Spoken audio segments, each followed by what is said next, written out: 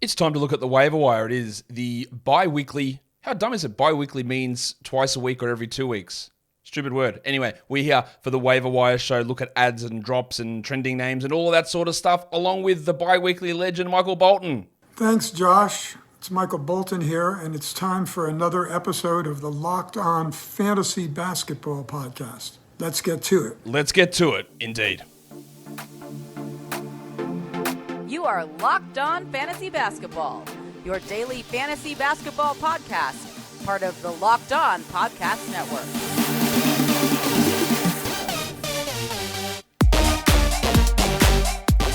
Hello and welcome to the Locked On Fantasy Basketball Podcast, brought to you by Basketball Monster. My name is Josh Lloyd, and hey, got any grapes? I'm also the lead fantasy analyst at basketballmonster.com, and you can find me on Twitter as always at redrock_bball, on TikTok at redrock_bball, and on Instagram at Locked On Fantasy Basketball. Today's episode is brought to you by PrizePicks, the easiest and most exciting way to play daily fantasy sports. Go to prizepicks.com/LockedOnNBA and use the all lowercase code LockedOnNBA for a first deposit match up to $100. Thank you also for making Locked On Fantasy Basketball your first listen every day. We are free and we are available on all platforms. So, just an overarching waiver wire show. If you only watch this show and you don't watch the daily waiver wire shows that we do, I think you're missing out on some stuff. This is like more overarching. We look at some broader trends. We look at must-adds and must rosters and droppable players, all that sort of stuff. But every day, we're looking at short-term waiver wire trends, short-term streaming, short-term things we need to look at, and that's available every day. So just, make sure you're watching that one as well. That'll bring us into the start of the show. We might as well do it. It is the waiver wire. It is time for us to take a look at a bunch of different things. And let's go through where we start to go through this. Just some guys that are available in too many leagues, in my opinion. Miles Bridges, yes, he is back. Yes, it's shit that he's back. It's shit that people are cheering for him. You know what? It's also easy to do. Like if Miles Bridges is on your team, it's easy to be like, I love the production I'm getting, versus like, yeah, he deserves this. What a legend. The best bloke in the world. Okay. And I've literally seen that, so I don't know why you would do that. But anyway, he is back, and he should be on a fantasy roster. Like I've said a million times, you can have a rule in your league where Bridges does not get picked up. I get that. I really doubt that's 21% of leagues, which is what he's currently available in. So, if your league does not have that rule, go and add Miles Bridges, unless 21% of leagues are inactive. Draymond Green is available in 21% of leagues, and even in a points league, he is worth grabbing. Yes, I know he was suspended. There are 3 games left. It's this week. That's it. Get him. You can afford to hold on to him for a week. Now, it's not going to be for everybody. Points leagues, sure. Like I think he's probably going to be a top 80 guy rest of season points. Category leagues, the lack of scoring can be a problem. But he should still be on somebody's roster. For what he does, he should be on somebody's roster. And there's only 3 games left. The next 4 guys probably don't profile as must-roster points league guys, although I could make an argument for the first one, and that is Herbalife Jones, who's on an absolute tear at the moment. Yes, the shooting stuff is not going to be the same all the time, and the usage isn't there, but he's putting up big defensive numbers. Now, that does not carry the same weight in a standard Yahoo points league, of course, and that's what probably keeps him at 120 range. But at the moment, for category leagues, he's dominating. There's no CJ still. There's obviously no Trey Murphy, and when Ken and CJ come back, we'll see what they end up doing with the rotation.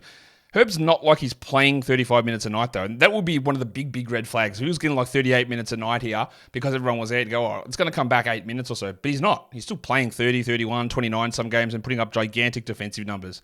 That is going to vary, obviously, but he should be rostered. D'Anthony Melton's at 70%. Yep, he should be rostered.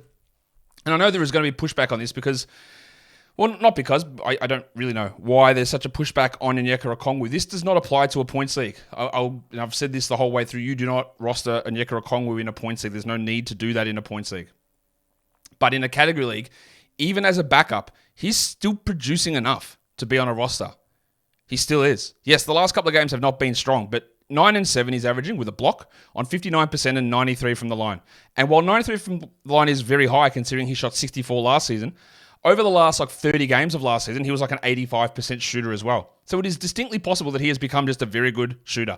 Now, his value is in some of the hidden stats. It's blocks, it's field goals, it's free throws, it's rebounds. And he still could stand to get more blocks. He's not wowing you by ever scoring much. That's just not going to happen. But you have to understand, again, like Draymond, we don't play one category leagues. He does do things in other areas. And there's always the chance that gets better if an injury occurs. Well, an injury is more likely than a trade of Capella. Let's get that clear. An injury is more likely. But I still think that Okongwu is providing enough to be rostered. And I'm not a big, let's hold on to a guy waiting for a trade. You know that. He's doing enough as a backup to be rostered.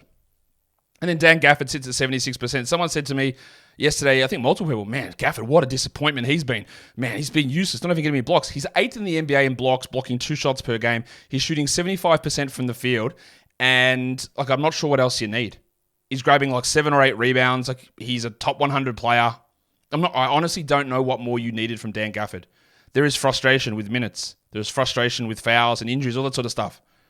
But the numbers are literally there with all this frustration. I don't think we look at him, we should be looking at him and go, why would I want to roster him? He's blocking 2 shots per game and shooting 75% from the field already there. That's why some people were getting erect thinking about Walker Kessler in round 4. Right? He's already doing the stuff. And it actually could get better. I don't know how it gets worse for Gafford. It could get better. So there is a real, lack of, not the right word is, a disconnect between what someone's value actually should be. And I've got issues with the way that blocks can be overvalued, all of that sort of stuff. That is all factored in when I talk about this. But he's still doing enough as the 8th best shot blocker in the NBA to be on somebody's roster, I believe. Maybe you don't, which is okay. It's okay. We don't always have to agree on the same things. In fact, we don't actually ever have to agree on anything. Let's look at some droppable players. These guys I project outside the top 150, and they're still rostered in a lot of spots. Now, some of these I'm going to give a little bit of context behind. Spencer Dinwiddie comes up on this list for me, because I'm looking at my numbers. He's rostered in 75% of leagues. I wouldn't do it yet, but he's absolutely on drop watch for when Ben Simmons returns, because it's not like he's blowing us away with Simmons gone. He's been okay. He's had some big games. He's had some bad ones. He's been okay. That, to me, is a massive red flag, because that means that in this situation, which is tailored to you being in a good spot with no Thomas or no Simmons, and you're still mid, that I think you're going to be a very clear drop later on. Russell Westbrook. We put out the watch when the trade went down that I think Westbrook's going to be a drop. We put out the watch when Westbrook moved to the bench. Yeah, he's going to end up being a drop. And then he played 17 minutes in the first game off the bench. So I don't think that he necessarily stays at 17 minutes per night, but I don't think we need to bother holding on to him, honestly. Him coming off the bench and playing 22 minutes a night is not enough. Now, there are some that will be like, well, him coming off the bench gives him more usage. He can run that second unit. That's fine if he plays 30 minutes, but I don't think that he will.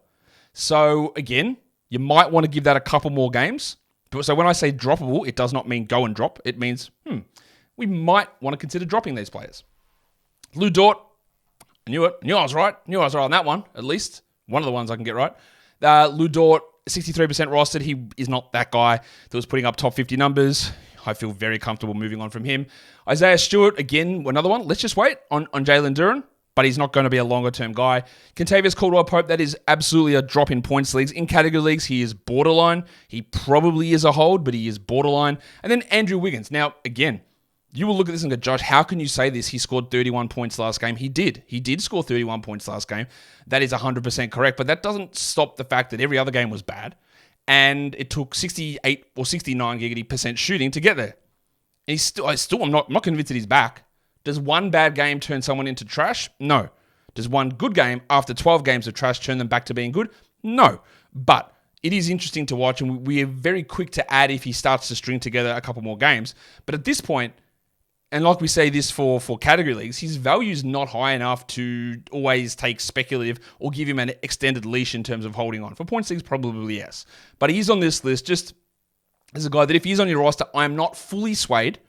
My eyes are opened, but I'm not fully swayed to his big performance from yesterday. Today's episode is brought to you by Prize Picks. Prize Picks is the largest daily fantasy sports platform in North America. Simple as that, and it's the easiest and it's the most exciting. You don't have to worry about salary caps. You don't have to worry about sharks and pros going up against you with all of their algorithms and spreadsheets. It's you against the numbers. They put a player projection up for a stat, and you just say more or less. And you do that up to 6 times, and you can win up to 25 times your money back. You can do it super fast. You can do it easily. It's just looking at a number, honestly, just more or less. That's all you need to do. There's multiple sports available with the NBA cracking as well. You could have a look, Andrew Wiggins, and they might have it at 10.5 points, and you say more or less. You go, I believe in Wiggo. I'm going more. Or you go, no, Wiggins is cooked. He might be on Washed Watch, and I'm not going to throw the graphic up in the middle of an ad, but maybe I should. So You can do that all over on PrizePicks. So go to prizepicks.com/LockedOnNBA and use the code LockedOnNBA for a first deposit match up to $100. That's prizepicks.com/LockedOnNBA. The code is LockedOnNBA for a first deposit match up to $100. PrizePicks is daily fantasy made easy. Thanks, guys, again for being a part of the show, for being a part of this show every day and being an everydayer, as we do like to say across the network. So thanks for having you guys here always and being big supporters of the show.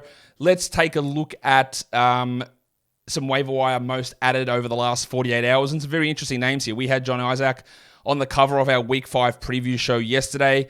He is definitely trending up. The minutes are up. I'm more interested in the fact that he played a back-to-back. To me, him playing a back-to-back means these minutes are going to continue to rise. Now, yes, Wendell Carter Jr. being out, I think does help him somewhat. But there is minutes at like 25 a night potentially there. Franz will play his 34. Paolo plays his 35, right? That is, off the top of my head, works out to be 69 minutes. And there are 96 minutes available at the forward positions. So that gives us 27 minutes available there. Like, if Isaac starts playing at this level, continues, well, Joe Ingles' minutes are in a little bit of risk. There is some minutes at center that he can snag in there as well. So, look, 23 to 24 is not impossible for John to play. It is being helped at the moment, but he's putting up unbelievable permanent numbers that I think we look at it, right? And then he gets hurt and we drop him. Cool. We hope it doesn't, but it is possible.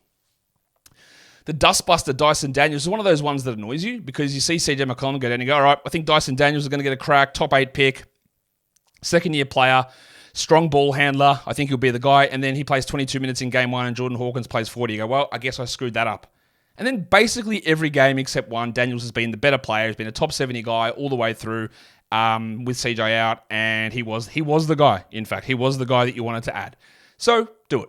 Make sure he's rostered. And then when CJ comes back, we figure it out later. Santi Aldama.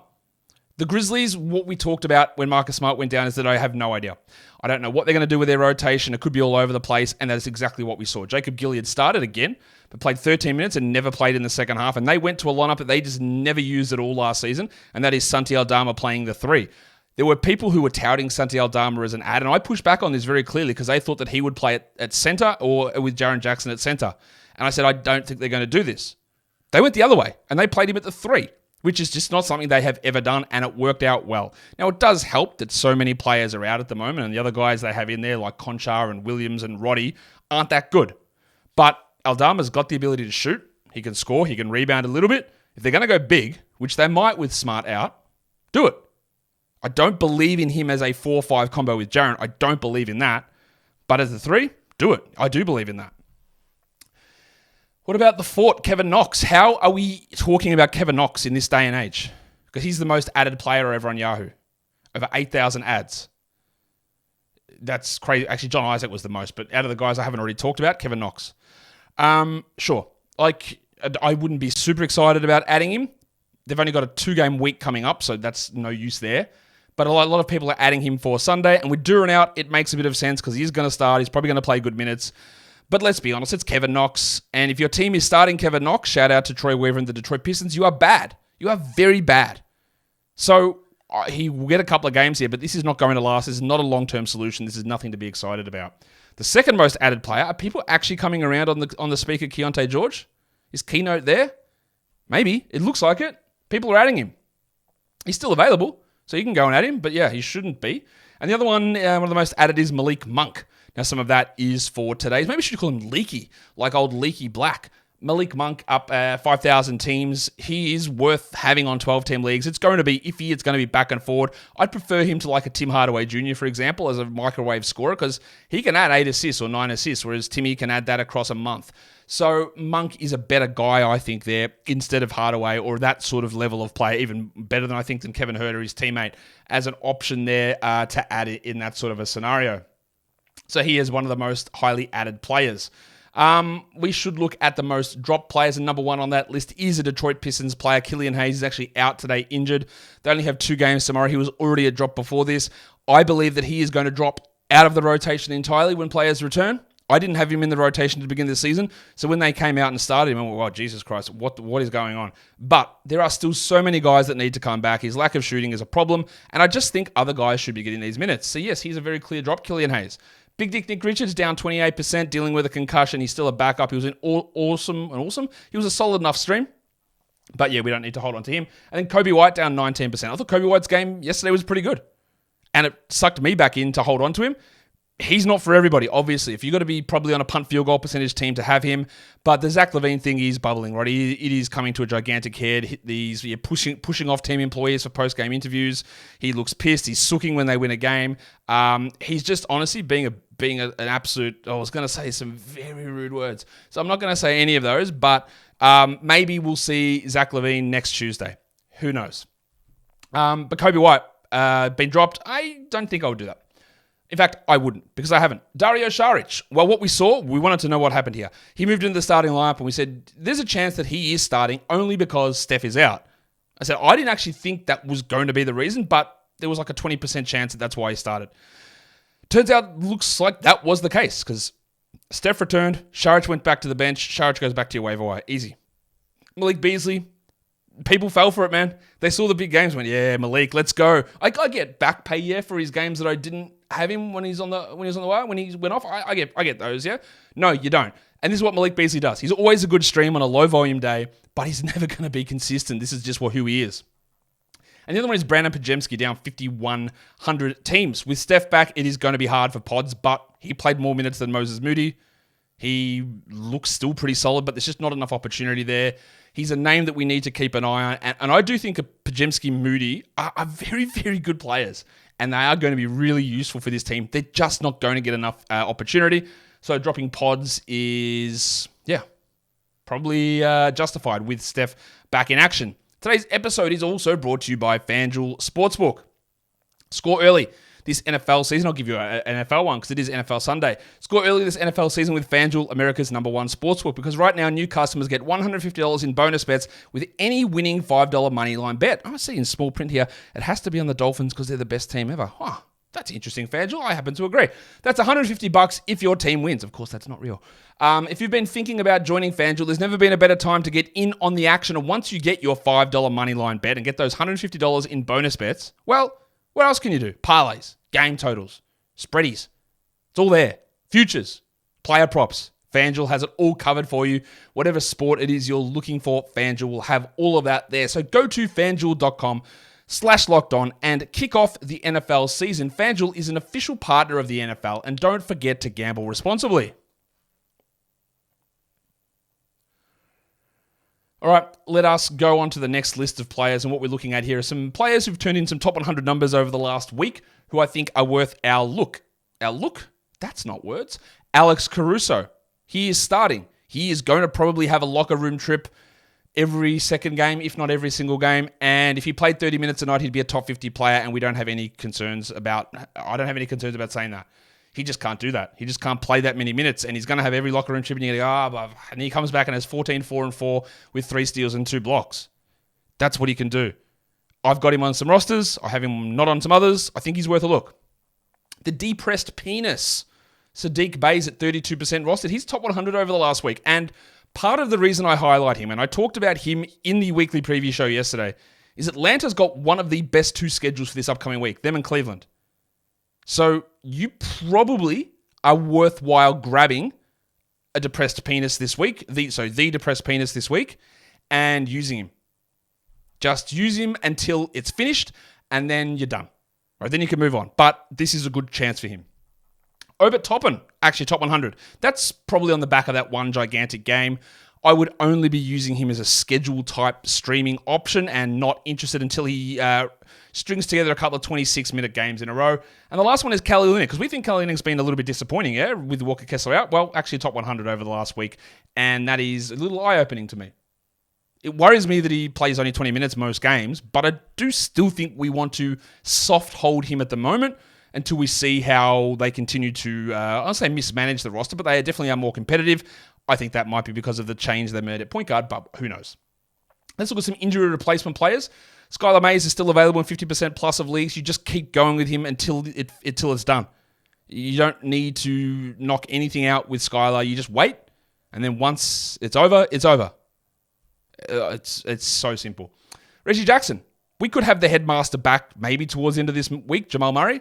And while we wait, Reggie Jackson is worthwhile to have. He's not awesome, but he's solid enough. I'm going to throw this one in here with understanding that it's not going to be for everybody.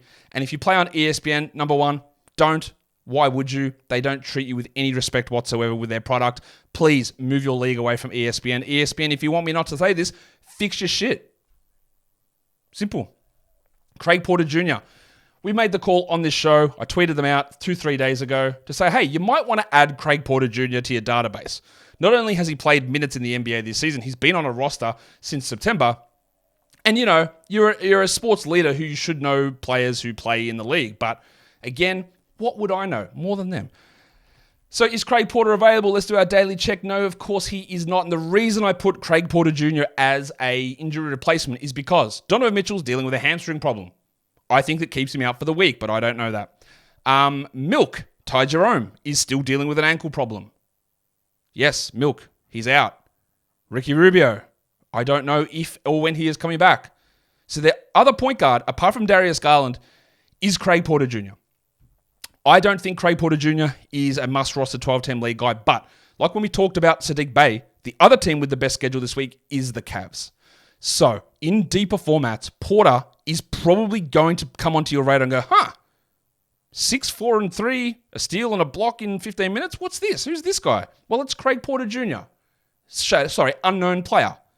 So if you've got an opportunity to add unknown player on ESPN, maybe look at that. Because maybe do they add all the stats for all their unknown players together into one guy? Duop Reith and Craig Porter, they all... Quick check. Is Duop Reith available on Yahoo? Because that's one of those ones. And I think Stanley Umude was the other one that they didn't have. Let's see how quickly they've responded to this one.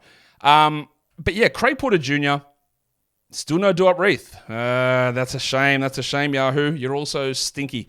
Craig Porter Jr. has got an opportunity. Cam Reddish, no Vanderbilt, no Vincent. That means Reddish has still got this big opportunity. I don't know what the hell happens when these players return. Reddish still can't shoot, but he can get steals. And they continue to play him over Reeves, which I think is a gigantic mistake, but whatever. They're doing it, so you use him. The one I'm going to throw here is Jaden Ivey. Last game, minutes were up. And with Hayes out, with Morris out, with Bogdanovic still out, with Harris still out, do we finally get Monty going, I guess I got to play Jaden Ivey?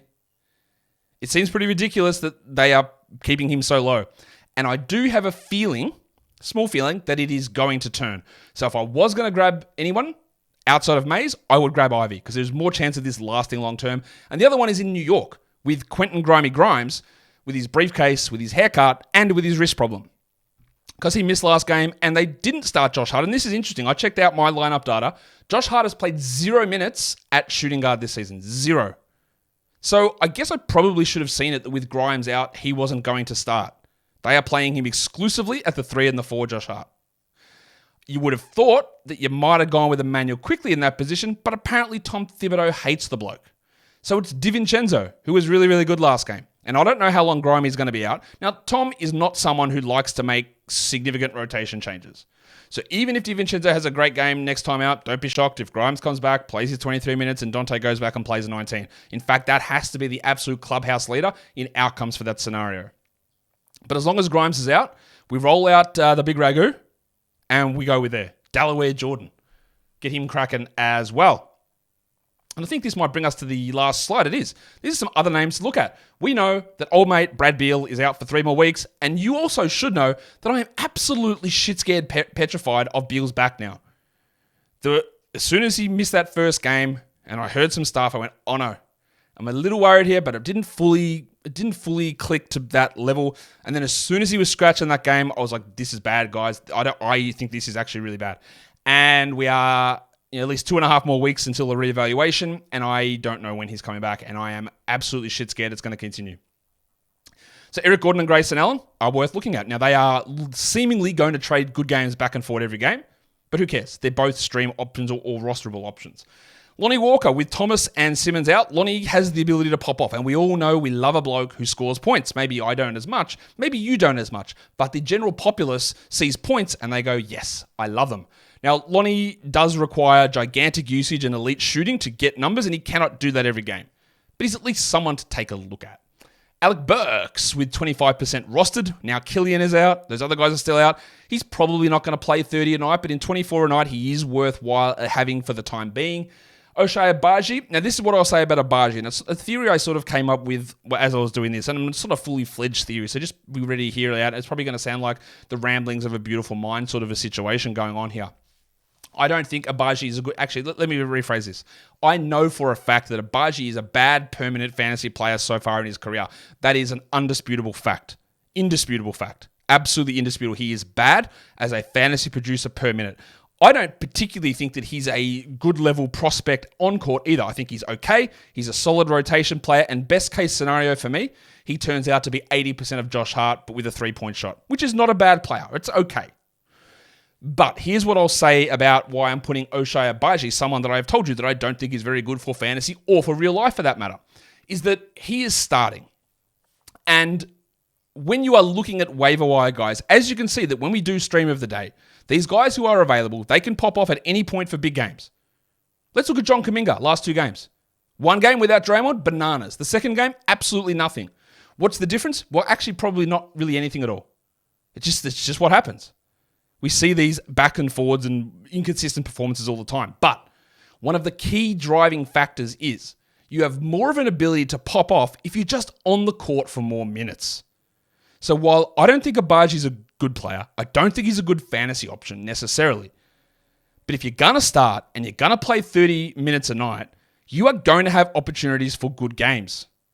That's just going to happen. Is it going to happen on the reg? No. Should I have said on the reg? No. But Agbaji is at least going to be starting and playing 30 minutes. And when that's like an extra 50% of the minutes of the guys that are often available on the waiver wire, that helps. That does help. Yeah, new strategy. Don't know what the theory is, don't know what it is, but it's something there. Goga Badadze is available. We still can keep just rolling at him, understanding that there is a low upside on what he does, but he's been solid enough. And the last one is Nico Batum, who's back, and he's back starting today. Is he a 12-team league guy? Probably not. But he's also one of those guys who gets everything done apart from scoring. And that can be useful. I'd be adding him. He's 5% roster. I'd add him in every 14-teamer. And I'd probably consider it in a lot of 12s if that sort of skill set made sense with what I need. And that, legends, is the end of today's show. Straight after this, we go into Locked On Sports Today, live 24/7 streaming channel on YouTube. So check that out. But if you are listening to the audio-only version, hey, good to have you guys as well. Follow this podcast, Apple Podcasts, Google Podcasts, Spotify, and on Odyssey. If you are on YouTube, stay tuned. Watch Locked On Sports Today, the Lost channel. Hit us up with a thumbs up. Hit us up with a comment. Drop it all down below. Guys, big fellas, big Sheilas, we are done here. Thank you so much for listening, everyone. See ya. I just realized big Sheila sounds really bad.